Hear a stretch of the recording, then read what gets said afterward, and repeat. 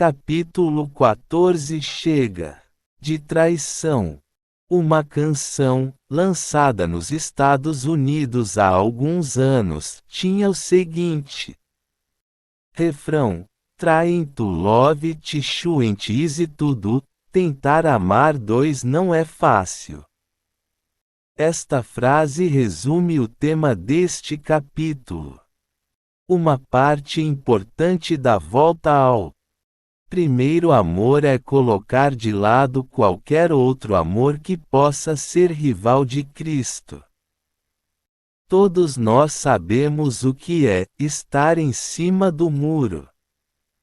Por exemplo, quando alguém não se posiciona e tenta amar duas coisas simultaneamente. Esta pessoa tenta manter uma casa e uma família e dar a todos a aparência de que tudo está bem, enquanto, ao mesmo tempo, está tendo um caso extraconjugal. O fato de estar em cima do muro, como no caso do adultério, causa uma série de problemas. A falta de definição pode destruir completamente uma família, pois um dos cônjuges acaba se cansado da traição e o divórcio torna-se inevitável.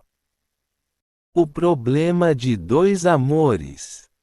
Uma esposa tem o direito de cobrar exclusividade, fidelidade e afeição. A amante ou o amante se cansa de ser o outro, e exige que haja uma escolha. Como acontece com todo adúltero, logo se descobre que não é possível manter dois amores simultaneamente. O outro amor. A Bíblia usa a analogia do adultério para descrever a infidelidade espiritual para com Cristo. Jesus não somente tem o direito de reclamar nosso primeiro amor, mas também faz questão de ser o nosso único amor. Vejamos o que o Senhor tem a dizer sobre os cristãos que o traem. Adúlteros e adulteras, não sabeis que a amizade do mundo é inimizade com Deus? Portanto, qualquer que quiser ser amigo do mundo constitui-se inimigo de Deus. Tiago 4:4. O Senhor diz: você está tentando enganar-me com a sua frequência dominical. Você vem para a igreja todos os cultos, como se tudo estivesse bem. Porém, sei que você está me traindo durante o resto da semana, mesmo que a toda hora fale, amém, louvado seja Deus. Temos um problema sério para ser resolvido.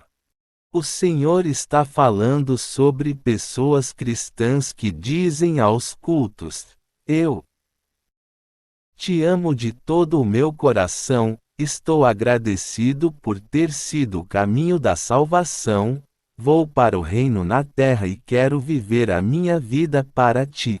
Mas, quando chega amanhã, correm de volta para o seu amante que se chama o mundo. Vamos falar sobre o mundo, para que possamos estar certos que estamos falando sobre a mesma coisa. Será que trair o Senhor é ir a um lugar onde os pecadores estão? Em outras palavras, você está namorando o mundo porque trabalha com pecadores, faz negócios com pecadores ou vive num bairro onde está cercado por pecadores? Será que isto se constitui em amizade com o mundo? Claro que não.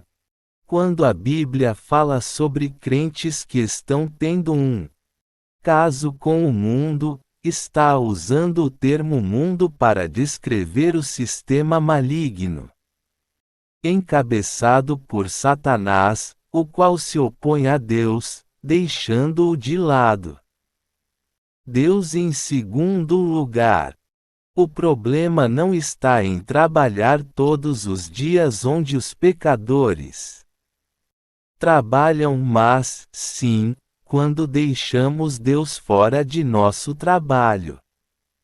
Não há nada de errado com nossa vizinhança repleta de pecadores, mas Deus deve estar sempre ao nosso lado, onde estivermos. Se temos amigos pecadores, mesmo assim não podemos deixar o Senhor fora deste relacionamento.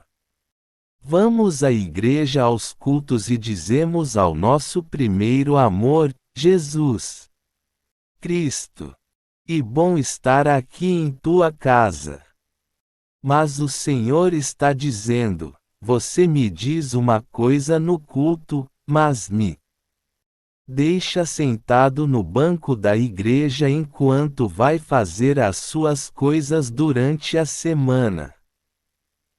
Você só se esqueceu de que posso estar sentado aqui e, ainda assim, ver onde está indo e o que está fazendo. Você está fazendo coisas que eu não faria, indo a lugares para onde eu não iria e dizendo coisas que eu não diria. No entanto, após os cultos você sempre volta para casa e me diz que é bom estar aqui. E a mesma situação de um homem que diz: minha mulher e eu nos damos muito bem em casa. No entanto, ele quase não aparece em casa para vê-la. Quando aparece em casa na noite de sábado, pergunta: e aí, quais são as novas? Ela responde: a única novidade é que você apareceu. Esta também é a reclamação de Deus: você tem amizade e intimidade com este mundo, e isto é uma hostilidade contra mim. Não sou tolo, não preciso ser enganado ouvindo as palavras, eu te amo, quando, na realidade, estas palavras são vazias. Sei que você tem esta amante chamada mundo e que a visita todos os dias. Você tem vergonha de mim e não gosta de ser identificado comigo. Então não tente enganar-me aparecendo aqui no culto dizendo: Jesus e eu estamos muito bem. Estou irado porque está mentindo ao dizer que sou seu primeiro e único amor. Assim como qualquer esposa que ama o marido e tem o seu amor fiel e exclusivo recompensado com a infidelidade, Jesus Cristo reage à traição. Ele não se satisfaz com um compromisso só nos cultos.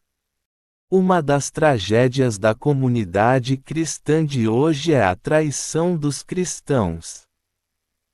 Eles dizem que amam o Senhor com todo o seu coração, alma, mente e força. Mas o deixam de fora em seus pensamentos, ações e relacionamentos.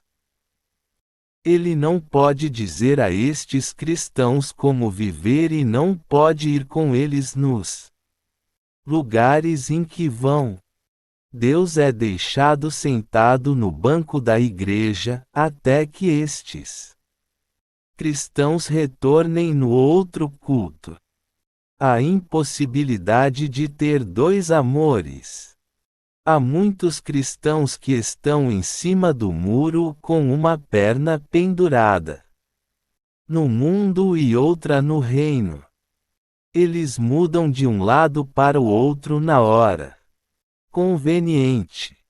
Quando está na hora de se estar no reino, põe as duas pernas no reino. Quando está na hora de se estar com seus amigos, põe as pernas para o lado do mundo. Vivem trocando de lugar, passando de um lado para o outro. O conflito. Como saber se você tem outro amor, além de Jesus Cristo? O que você deve fazer se possui um outro amor? Esta é a pergunta que quero responder usando um texto de Tiago. O apóstolo vai direto ao ponto: de onde vêm as guerras e contendas entre vós? Não vem disto, dos prazeres que nos vossos membros guerreiam? Tiago 4:1. Uma das formas pela qual você sabe se está traindo Jesus é quando existe muita confusão, conflito e tormentas em sua vida. Quando alguém começa a tentar viver uma boa vida, buscando apenas os prazeres, descobre que precisa tornar-se como o mundo para conseguir o que deseja. Observe a sua casa. Asseguro a você que, onde quer que encontre um casal em constante conflito, encontrará uma incessante e individualista busca de prazeres. Num caso assim, o prazer está em levar vantagem em todas as situações. Quando discutem, cada um quer ganhar a discussão e sair por cima. Ambos querem estar certos e fazer as coisas da sua própria maneira. Querer levar vantagem é a melhor receita para um conflito, porque o objetivo da vida dessa pessoa, que está sempre em busca da vitória, é agradar a si mesma. Mas, se você conseguir que o casal concorde que nenhum dos dois precisa estar numa posição de vantagem, não existirá mais discussão. Não existirá conflito numa igreja em que ninguém precisa sair como vencedor. Mas, enquanto alguém sentir necessidade de se sentir em vantagem, ali existirá conflito. Esta é a maneira como o mundo age. E assim que uma pessoa se projeta no mundo dos grandes executivos, muitos dos que se tornaram executivos de projeção conseguiram isso gerando conflitos. Eles puxaram o tapete de concorrentes e passaram para trás os que estavam à sua frente. E um mundo onde todos querem devorar uns aos outros. A solução. Deus nos fala o seguinte: não traga esse lixo para o meu reino, porque não operamos dessa maneira. No meu reino só existe um amor e este sou eu. Se eu for o único amor do reino, não haverá conflito, porque tudo estará sendo feito para mim. Existem algumas maneiras de solucionar os conflitos rapidamente. A primeira coisa é identificar o que está errado com você. Se começar por aí, não sobrará muito tempo para falar sobre o que está errado com a outra pessoa. A próxima vez em que você e o seu parceiro ou qualquer outra pessoa entrarem em uma discussão, basta que você diga: sabe de uma coisa, antes de falar sobre o que está errado com você, deixe-me falar como errei em. Pronto. Você acabou de aniquilar aquela contenda. Outra maneira é dizer: Não consigo lembrar quem ganhou a nossa última briga, mas provavelmente é a sua vez de vencer e então você está certo. Vejamos o que posso fazer para atender a sua reclamação. O problema de nossos prazeres. Até onde podemos ir, mesmo sendo cristãos, para satisfazer os nossos prazeres? Não há limites para quem quer alcançar um objetivo dessa forma. Segundo Tiago, cobiçais, mas nada tendes. Matais e invejais, mas não podeis obter o que desejais. Combateis e guerreais. Tiago 4. 2. Às vezes as pessoas desejam tão ardorosamente alcançar determinada coisa que acabam fazendo de tudo para alcançá-la. O assassinato espiritual. Não creio que Tiago queira dizer que os cristãos vão armados à igreja. Que ele coloca aqui é a capacidade de destruição que o ser humano tem quando quer atingir um alvo. Você é capaz de ferir outra pessoa por causa da sua própria miséria. Pode até matar o caráter de uma pessoa por causa do seu ciúme ou assassinar o seu casamento por não conseguir viver consigo mesmo.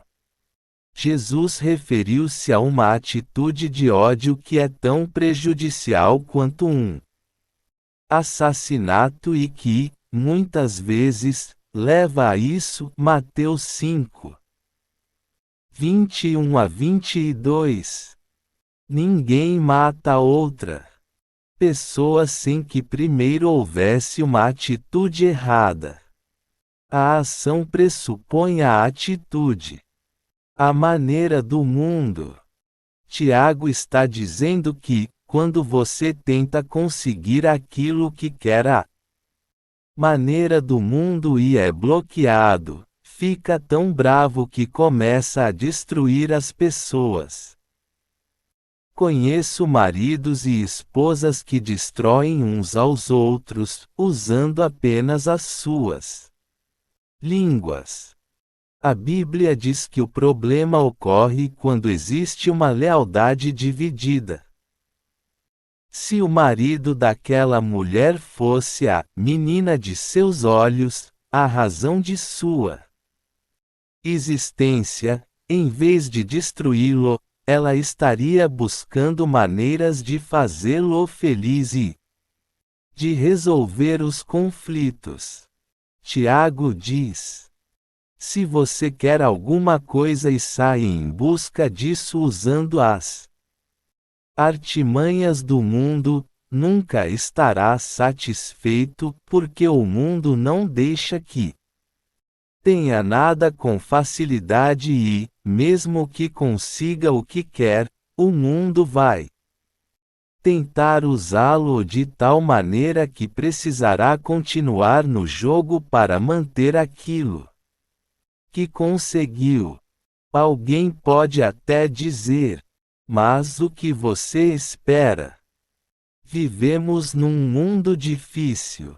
Não posso pegar todos os ensinamentos da Bíblia que aprendi nos cultos e usá-los na segunda-feira.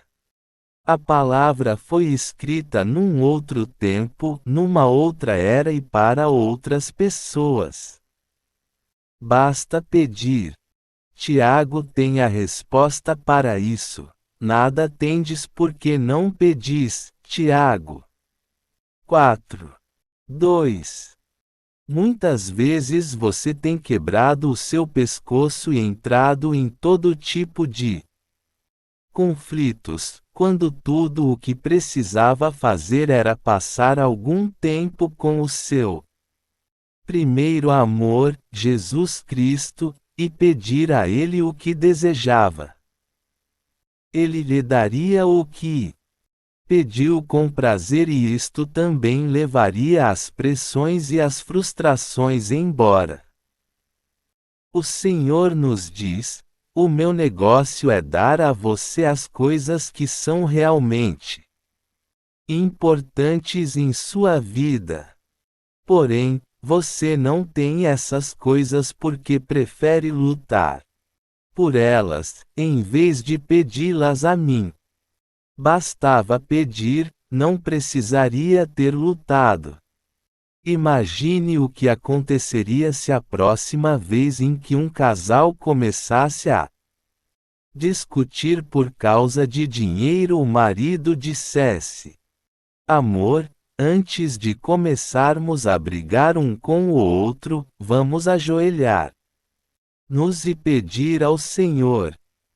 Talvez Ele queira cuidar de nossas necessidades sem que precisemos brigar por causa delas, uma vez que, mesmo depois de uma briga, os nossos problemas sempre continuam. Veja o que Jesus Cristo está dizendo: quero ser o seu único amor, mas enquanto você continuar fazendo o que seu outro amor, o mundo, quer, vou deixar que ele tome conta de suas necessidades quando você estiver por baixo. Conheço um homem que deixou sua esposa e foi viver com a amante. Ela era bonita, jovem, alegre e tinha um futuro pela frente. Ele já havia enjoado da sua esposa. Ele tinha um bom trabalho, 2 carros, uma bela casa e dinheiro no banco, mas estava cansado de sua esposa. No entanto, existe uma coisa que ele e os outros homens se esquecem. Quando mergulham no adultério, eles correm o risco de que uma outra pessoa no futuro venha e roube o seu amor atual. Aí eles perdem não somente o seu primeiro amor, mas também o seu novo amor. Deus está dizendo: não invista todo o seu tempo e energia neste mundo. Invista em seu primeiro amor. Quero que tenhamos um relacionamento de amor tão grande que tudo o que você precisará fazer é pedir, em vez de lutar e batalhar. Porque esta é a maneira pela qual o mundo consegue o que quer. Basta ouvir as histórias de muitos que conseguiram isso. Eles dizem: fiz de tudo para chegar ao topo.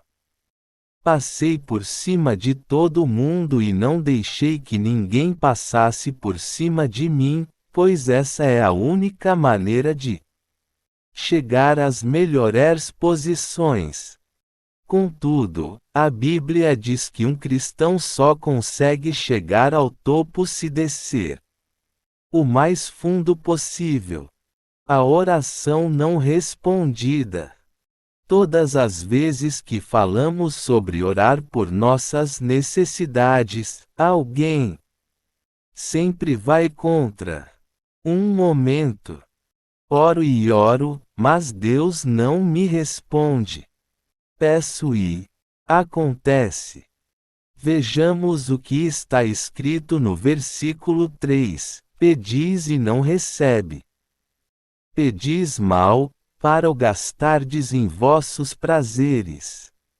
E como o homem que pede à sua mulher: querida, faça-me um cheque de $100. Ela pergunta: para que você precisa desse dinheiro? E ele diz candidamente: você não precisa saber o motivo, faça o cheque, querida. Essa mulher já sabe que ele a está traindo. Ela sabe que, se lhe der o cheque, estará financiando o adultério. Então ela diz não porque não ajudar o seu marido a adulterar. Isto é exatamente o porquê de Deus não responder a muitas de nossas orações. Ele sabe que, se nos der o que estamos pedindo, provavelmente será mais uma coisa que vai manter luz longe de nossas vidas. Às vezes oramos: Senhor, dá-me essa casa onde não podes morar. Dá-me esse carro que não podes dirigir. Dá-me esse dinheiro que não podes gastar. Dá-me essas coisas para que eu possa usá-las para mim. Cristo não responde a muitas das nossas orações porque sabe, e nós também sabemos, se formos honestos, nosso amante é quem vai receber os benefícios desta dádiva. Ela será usada e investida no mundo. Porque o Senhor deveria ajudar alguém a atraí-lo. Ele não vai nos ajudar a sustentar nosso amante. Quando os cristãos entram nas águas do batismo, estão dizendo: comprometo a minha vida ao Senhor Jesus Cristo, como meu Salvador. Quando eu sair dessa água, vou levantar-me para andar com Ele numa nova vida, totalmente dedicada. Mas o que acontece? Damos atenção para Ele uma ou duas vezes por semana. Esta é a causa pela qual não recebemos muitas das coisas que almejamos. Se não as recebemos de Deus, as recebemos do mundo, o que significa trazer os problemas do mundo junto com o que conseguimos. Você pode deixar Deus fora de sua vida e se tornar muito rico. Pode deixar Deus fora de sua vida e se tornar um grande empresário. Mas quero lhe falar uma coisa: se fizer isso, vai chegar o dia em que Deus não estará disponível para você. A realidade da disciplina de Deus. O que Deus faz é trocar as fechaduras das portas. Quando está voltando para casa, você diz: tive a maior noitada da minha vida. Ao colocar a chave, entretanto, você descobre que a fechadura é diferente. E Deus não deixa você entrar. Por que não? Será que Ele só está querendo deixar-nos zangados? Será que Ele não é um Deus de misericórdia? E claro que sim. Ele vai perdoar o seu adultério espiritual se você se arrepender de coração. Porém, Ele quer que você saiba o que é se sentir trancado do lado de fora para que, quando conseguir entrar, nunca queira traí-lo de novo. Deus não tem nenhuma objeção em mantê-lo trancado do lado de fora. Depois de ter passado noitadas com o mundo, Ele tem muitas pessoas vindo à sua porta e querendo entrar, depois de terem apanhado de seus amantes. Então, elas vêm e dizem: o Senhor, deixe-me entrar. Deus sabe que muitos só querem entrar para descansar e se arrumar para que depois possam traí-lo de novo. Então Deus os deixa do lado de fora por algum tempo. Sintam o frio e a chuva. Assim aprenderam que não podem simplesmente ir e vir como lhes agrada. E brincar comigo. Eu os amo e quero sempre estar em comunhão com vocês. Como disse Chuck Swindoll, você não pode brincar com um Deus santo. E melhor que você o leve a sério, porque ele é um Deus zeloso. A realidade do ciúme de Deus. E aqui que voltamos ao nosso versículo-chave, Tiago 4, que utilizei no início deste capítulo. Não vou citá-lo novamente, mas aconselho você a voltar e lê-lo mais uma vez. E algo muito sério quando Deus chama seu povo de adúltero. Você pode estar dizendo: um momento, por que é que Deus está sendo tão duro assim? O versículo 5 responde: ou pensais que em vão diz a Escritura que o Espírito que ele fez habitar em nós tem intenso ciúme? Como qualquer bom marido, Deus é ciumento. Ele não quer dividir você com o mundo. O adultério espiritual acontece quando existe a tentativa de amar os dois ao mesmo tempo, depois de você já ter se comprometido com apenas um deles. Você não pode dormir na cama de outra pessoa e depois voltar para casa, esperando que esteja tudo bem e continue como antes. 2. Tornando-se um. Tenho problemas quando alguém me convida para ir a algum lugar e diz que não posso levar minha esposa. Deve haver uma boa razão para que não possa levar Lois comigo. Se for uma reunião somente para homens, não há problema. Se for algum tipo de reunião em que não seria apropriada a presença dela, tudo bem. Viajo cerca de 8 semanas por ano pregando em conferências bíblicas. Aviso as pessoas que me convidam que, em algumas ocasiões, preciso levar Lois. Do contrário, não será possível a minha ida. Digo: se quiserem que eu vá passar algumas semanas com vocês, preciso levar a minha esposa, porque ela é parte de mim. Então, se você me disser que não posso levar minha esposa, já me excluiu.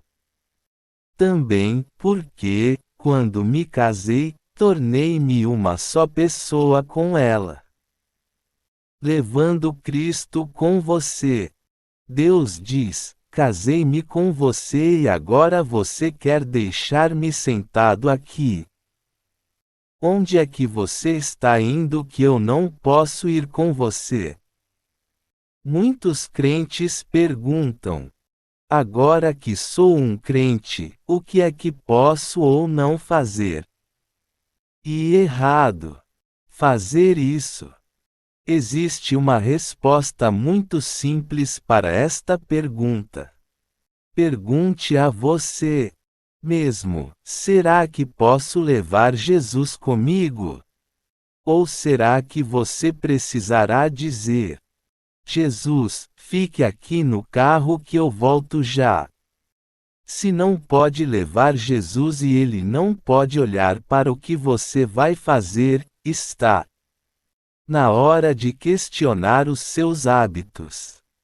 Se a toda hora você precisa deixar o seu amor em casa, existe algo errado. Jesus é ciumento. Ele quer você só para ele. Tiago não está dizendo: não participe do mundo. Ele está recomendando: não se conforme com o mundo, veja Romanos 12. 1-2. Em outras palavras, não tenha um relacionamento com o mundo do qual Cristo não possa participar. Os benefícios do amor verdadeiro. Você sabe o que acontece quando se tem um caso de amor com Jesus Cristo com exclusividade. O resultado disso é mais graça. Antes, Ele nos dá uma graça maior. Portanto, diz a Escritura, Deus resiste aos soberbos, mas dá graça aos humildes. Tiago 4, 6. Mais graça. A graça é Deus fazendo por você aquilo que você não pode fazer por sua própria vida. Eu lhe garanto, basta continuar vivo e você passará por situações nas quais necessitará de Deus para fazer aquilo que não pode fazer por si próprio. Neste momento pode ser que você tenha dinheiro para pagar suas contas. Na atual fase de sua vida tudo pode parecer estar indo bem e a sua traição a Jesus Cristo pode parecer sem consequências. Porém, todo mundo já viu na televisão o que acontece com o homem que tem uma relação extraconjugal. O que pode ocorrer? Chega uma hora em que as duas mulheres estão no mesmo lugar, na mesma hora e ele fica louco tentando esconder-se e procurando tirar uma delas daquele local. Por quê? Ele sabe que, se uma delas descobrir a existência da outra, estará perdido. Ambas vão odiá-lo e vão acabar por abandoná-lo. Todo traidor, na verdade, é um perdedor. Há momentos na vida em que você enfrenta situações das quais só Deus pode livrá-lo. Não estou afirmando que ele irá ajudá-lo sempre. Neste caso, você deve ser responsável pelas consequências. Porém, sempre precisamos de uma graça maior. Se o seu relacionamento com Cristo não estiver correto, esta graça maior poderá estar ausente. Você vai querer que Cristo esteja lá, mas Ele dirá: não vou estar com você enquanto estiver me traindo. O versículo 6 diz que, se você for orgulhoso, Deus vai trabalhar contra você. O que significa ser orgulhoso? Algumas pessoas pensam que são o máximo. Elas têm uma atitude de arrogância porque pensam que o mundo precisa delas. Deus diz: muito bem, uma vez que o mundo precisa de você, não vou trabalhar a seu favor. Então verá como você se sai quando eu não o ajudo. Quando viro as costas e me oponho a você. Não importa quem você seja, vai chegar uma hora em que vai precisar de uma graça maior. Você vai precisar de Deus para fazer algo que não pode fazer por si mesmo. Se ele vai ou não fazê-lo será determinado pela fidelidade de seu relacionamento de amor com Jesus Cristo, a submissão a Deus. Então a pergunta é: como é que podemos ter certeza de que estamos numa posição na qual Deus pode dar-nos a sua graça? O versículo 7 nos responde: sujeitai-vos, pois, a Deus. Resisti ao diabo, e ele fugirá de vós. Existem dois lados nesta moeda: a submissão a Deus e a resistência ao diabo. A submissão é um termo militar que significa que você deve viver de acordo com a patente apropriada. Um soldado raso não dita o que um general deve fazer. Você deve colocar-se no lugar que a sua patente permite. Você deve posicionar-se sob os mandamentos de Deus. Ele está dizendo: aqui eu sou o chefe. Marche. A submissão a Deus significa que preciso colocar-me sob a autoridade divina. E como se eu dissesse: Senhor, o que queres que faça, eu o farei. Não importa o que os outros me mandem fazer, vou descobrir o que tu queres e assim o farei. Resistir ao diabo simplesmente significa dizer não a ele.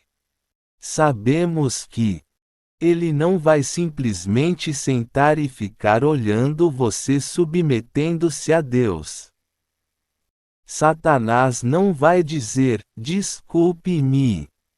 Você se submeteu a Deus e acho que é melhor deixá-lo em paz. De jeito nenhum. Quanto mais você se submete, mais o diabo tentará destruí-lo. Mas Tiago está dizendo que chega um momento em que até mesmo o diabo corre de você. Muitas pessoas dizem: estou tentando tirar o diabo das minhas costas, mas ele não me deixa em paz. Se o diabo está perturbando tanto assim, você pode ter um problema espiritual, porque Jesus disse: se você for submisso a mim e o diabo está em cima de você, vai chegar a hora em que vou retirá-lo das suas costas. Eu vou permitir que o diabo o teste e o tente. Mas, quando você se submete a mim e permanece em mim, vou dizer a ele que se retire. Nenhum cristão quer resistir a Deus. E muito difícil quando Deus está contra nós porque ninguém pode detê-lo. Ele resiste a nós, nos segura e nos mantém numa posição inferior. Declaramos guerra contra Deus quando vivemos para agradar a nós mesmos. Chegai-vos a Deus. Não queremos que isso aconteça, então como podemos nos submeter ao Senhor? Chegai-vos a Deus, e Ele se chegará a vós. V. 8. Tiago está se referindo a um relacionamento. Muitos homens reclamam sobre o que falta em suas esposas. Eles geralmente dizem: faltam muitas qualidades à minha esposa. Ela não consegue fazer certas coisas. Ela não possui certas virtudes e não faz nada direito. Então ele sai por aí e arruma um caso. Recebe uma atenção especial dessa outra mulher e se desmancha em atenções especiais. Todas as vezes que a vê, ele a leva a um lugar especial. Eles vão aos melhores restaurantes e tomam os melhores vinhos. Estão sempre juntos. A resposta da amante para estas atitudes é a seguinte: você é maravilhoso. Mas volte para casa e verifique o que está acontecendo com a esposa. Quando foi a última vez que ele a tratou da maneira como está tratando a sua amante? O que esse homem tolo precisa entender é que a sua mulher pode ter Uma resposta semelhante à da amante, basta que ele a trate da mesma maneira. Ele não pode afastar-se da esposa que começa a reclamar porque, quanto mais longe ele fica, pior ela o trata. Ele não está fazendo nenhum esforço para se aproximar de sua mulher. Porém, quanto mais perto ele chega, mais a esposa se aproxima dele, porque a maioria das mulheres é sensível a certos tipos de estímulos. Então ele não precisa afastar-se dela. Ao contrário, deve aproximar-se de sua esposa. E isso que Jesus Cristo está dizendo, não sou eu que está tendo um caso. Aproxime-se de mim e eu responderei da maneira certa. Achegue-se a mim e eu me achegarei a você. O segredo da intimidade. Como é que você se aproxima ou se achega? A resposta para isto está no versículo 8: Chegai-vos a Deus, e ele se chegará a vós. Lavai as mãos, pecadores. E vós de duplo ânimo, purificai os corações. Tiago quis dizer, acerte a sua vida. Você não pode continuar fazendo as coisas da maneira que fazia antes e esperar que Deus o abençoe. Não existe ninguém demais, duplo ânimo, ou seja, mais em cima do muro, do que aquele que trai. Ele nunca sabe em que lado da cerca deve ficar. Está com um pé no reino e outro no mundo. Está sempre tentando manter os seus dois amores felizes e em harmonia, mas isso é simplesmente impossível. Lavai as mãos. O que alguém que está em cima do muro e traindo a Deus necessita falar para o Senhor? Estou limpando as minhas mãos deste caso de traição com o mundo e agora irei caminhar sob a sua direção. É isso que Deus quer. Alguns crentes estão felizes porque, por enquanto, as coisas estão caminhando bem. Eles estão rindo de tudo, têm dinheiro no banco, uma boa casa e um bom carro. E tão bom ser crente. Deus é tão bom. Mas, mesmo assim, ele tem traído a Deus de segunda a sábado. Alguns maridos não reclamam de suas esposas. Eles proclamam em alta voz: minha esposa é maravilhosa. No entanto, ainda as traem. E assim que agem muitos crentes. Eles saem por aí com um sorriso, dizendo: meu Deus é tão bom. Mas, mesmo assim, estão tendo outro amor fora da igreja. Purificai vosso coração.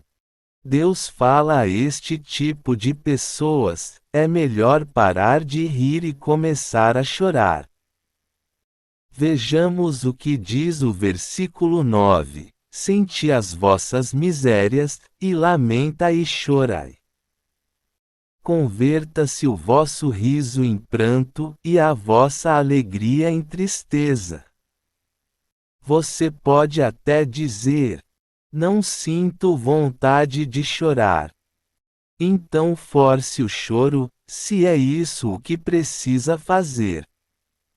Se está atraindo Jesus Cristo, não tem nada em que se alegrar, mesmo que saia por aí rindo. Os homens que têm casos extraconjugais pensam que estão tendo a maior diversão de suas vidas, sorriem e se divertem, enquanto suas esposas ficam em casa chorando. Mas Deus está dizendo, e melhor que comece a chorar, porque senão, chorar agora vai chorar mais tarde. Qual é a moral dessa história? Você vai descobrir no versículo 10. Humilhai-vos perante o Senhor, e Ele vos exaltará. Você deve tentar fazer isso, acreditando que funciona. Você deve curvar-se à autoridade do Senhor e ir até as últimas consequências, esforçando-se para amar a Jesus como seu primeiro e único amor. Logo, poderá dizer a Ele: Senhor, preciso de Ti e de Tua graça. Vou te amar e amar somente a Ti. Não existe lugar para ninguém mais em meu coração. Então, como um esposo fiel, Ele cuidará de você. Ele exaltará você no seu tempo e na sua hora, e isso será glorioso em sua vida. De volta ao primeiro amor. Jesus deve ser o seu único e suficiente amor. As sugestões a seguir foram desenvolvidas para ajudá-lo a ter esse sentimento por ele. 1. Eis um teste para a sua fidelidade espiritual. O amor se soletra assim: TIMPU. Tempo. Descubra quanto tempo da semana passada gastou para estar em comunhão com Cristo, em orações, em adoração e no estudo de Sua palavra. Quanto tempo você tem passado nas suas outras atividades, comparado com o período que passou com Deus? Se o resultado não parecer suficiente para que exista um relacionamento de amor sadio, é hora de você reorganizar a sua agenda. 2. Será que o seu coração está dividido entre o Senhor e o mundo? Somente você pode responder. Assim que possível, fique a sós com Deus e leia Tiago 4. 1 a 10. Peça ao Espírito do Santo para lhe mostrar como está o seu relacionamento amoroso com o Senhor. 3. Uma vez que o casamento desenha bem o quadro de nosso relacionamento com Cristo, quero encorajá-lo a dedicar-se mais ao seu marido ou à sua esposa. Em fidelidade e amor. Pense sobre todas as boas coisas que considerou ao se casar e diga ao seu cônjuge aquilo de que se lembrou. Se ele ainda estiver em pé, após o choque desta declaração, orem juntos para que Deus os tome cada vez mais próximos e que o amor de vocês seja cada vez mais profundo. 4. Tenho um pensamento para encorajá-lo. Jesus Cristo queria tanto ter um relacionamento de amor com você que ele o buscou. Pare por um momento. Ponha este livro de lado e ore em agradecimento ao Senhor.